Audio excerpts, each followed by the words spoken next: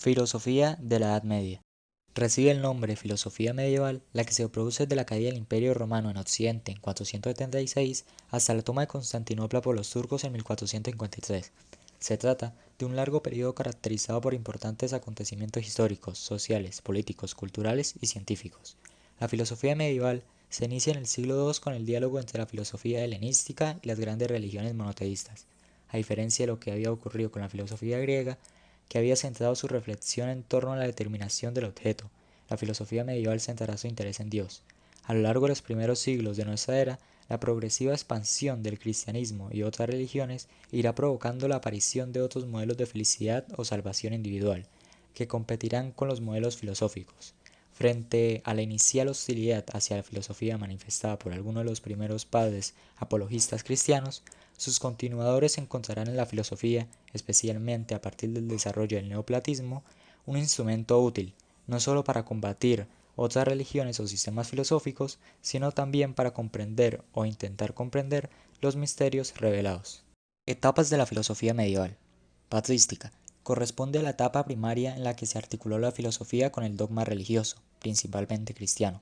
La patrística fue el primer intento por unificar los conocimientos de la religión cristiana y establecer el contenido dogmático de la misma junto con la filosofía, a fin de dar una explicación lógica a las creencias cristianas y defenderlas ante los dogmas paganos y las herejías. Uno de los más destacados representantes de este periodo fue San Agustín, que desarrolló una corriente que hoy en día se conoce como neoplatismo y que puede resumirse como la reinterpretación de la obra de Platón bajo la óptica cristiana. Escolástica. En esta etapa, que abarca desde el siglo XI hasta el siglo XVI, se intenta explicar la revelación cristiana a través de la razón. Surge como consecuencia de la creación de las primeras universidades y la necesidad de aplicar el método científico aristotélico para dar respuesta a planteamientos religiosos o sobrenaturales. Santo Tomás de Aquino fue uno de los principales exponentes de la etapa escolástica al introducir la lógica aristotélica en el pensamiento cristiano. Otros filósofos, cuyos aportes ayudaron a enriquecer el legado medieval, fueron Anselmo en Canterbury.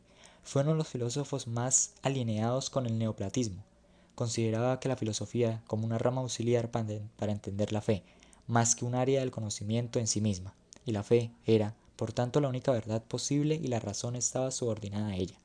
Tomás de Aquino, rompiendo con la tradición agustiniana y muy característica de la filosofía medieval en general, de imponer la fe sobre la razón.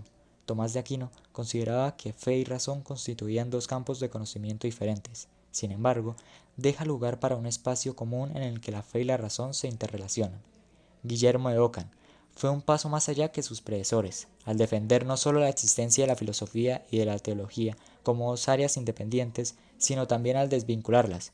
Para él la razón es una facultad del hombre, mientras que la fe pertenece al campo de las revelaciones divinas, así que no solo están separadas, sino que son opuestas.